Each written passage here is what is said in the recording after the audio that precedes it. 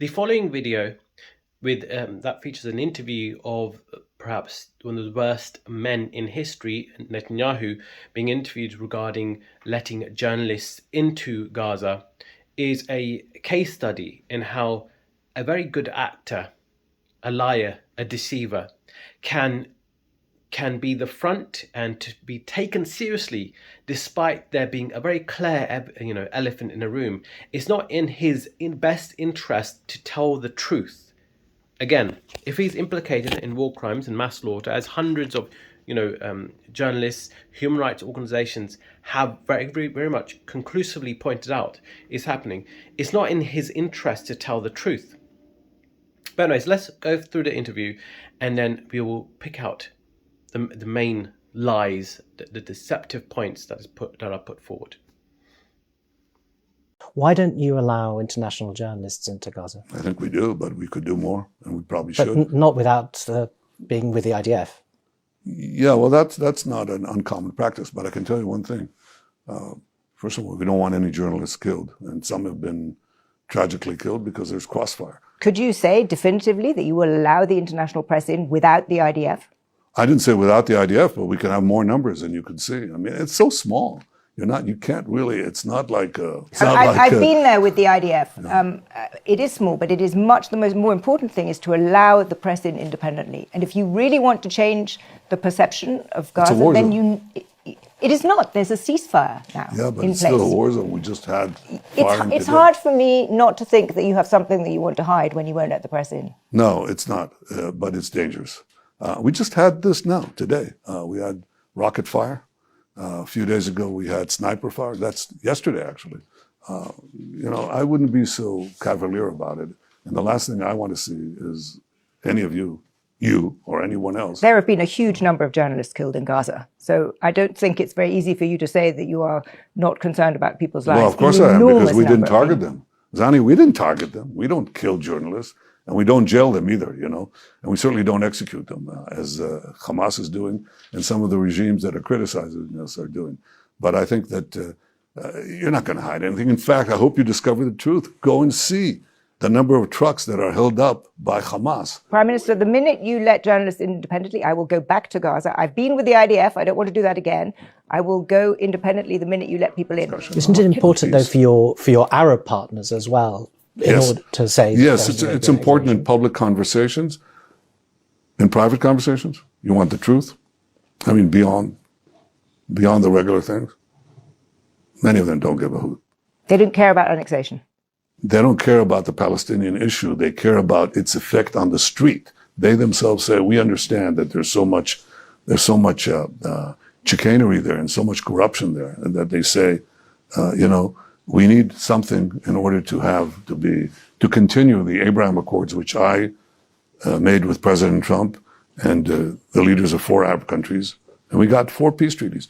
And in fact, it's because they put aside this question and didn't try to drive it into a wall that we had the peace agreements with the Emirates, with Bahrain, with Morocco, and Sudan.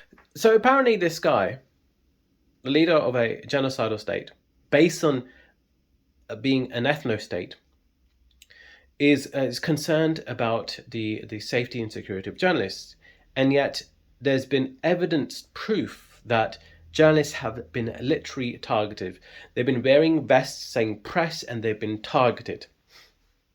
Now, this is basically, unless media is completely, forthright in their questioning, they're basically putting out platform for Netanyahu to justify, targeting these journalists, despite the proof being out there, or dismissing it as Hamas crossfire.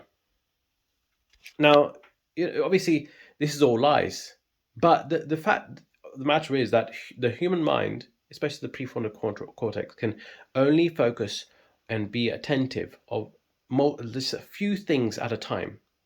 And so if you have a guy who's a trained is a charlatan, who's a trained actor, who's excellent at telling lies, what it does, it rewrites part of your brain that for some people that is involved in critical thought. So whatever you've been told before, it will be rewritten. Now, obviously, this is not for most people.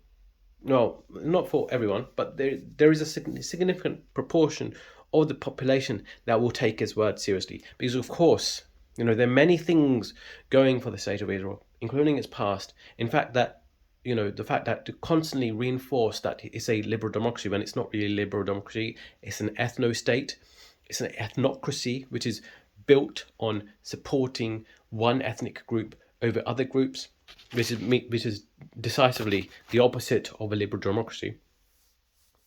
This guy, his whole reason, raison d'etre, for his modus operandi is there precisely to make the unthinkable, unbelievable, and the what is morally uncredible, make it kind of give it some form of legitimacy by simply giving the air of sincerity when it comes to talking about this point.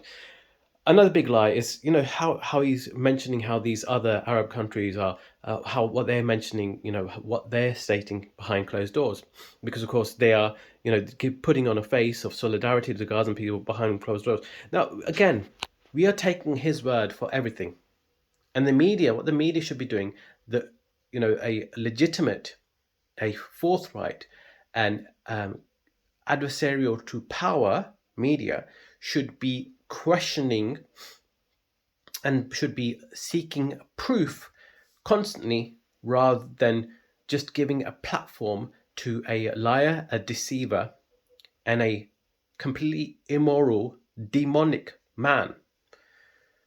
This guy is there because he is a deceiver. He's there precisely because he's been able to lie to millions of people throughout the decades. This guy also, you have to obviously read his philosophy. In his own books, in his own philosophy, he's talked about the might makes right. He talked how about empires, and so again, when it comes to truth, justice, equality, compassion, that is secondary to dominating and maximizing your strength. And so you have to incorporate this into your entire understanding of him. Lies are a tool for him in order to manipulate the public. If you're not going to kind of take that into consideration and create a holistic or have a holistic understanding of what is going on, the wool is being pulled over your eyes, and unfortunately, there's nothing much more to say. This is the reason why I created this video on this channel, is because in the future, we're going to analyze these videos. We're going to call out the bullshit, the elephant in the room, because it's gone on for too long. Now we hear Tony Blair, Keir Starmer being part of the Gaza peace plan transition put forward by Trump. Of course, these people never care about peace. These people only care about submission of the oppressed, in order for their friends in the form of Israel to dominate, these marginalized, these indigenous people in the form of Palestinians. Anyways, more on this in the future. Please like, comment, and subscribe. That'd be very much appreciated. Thank you.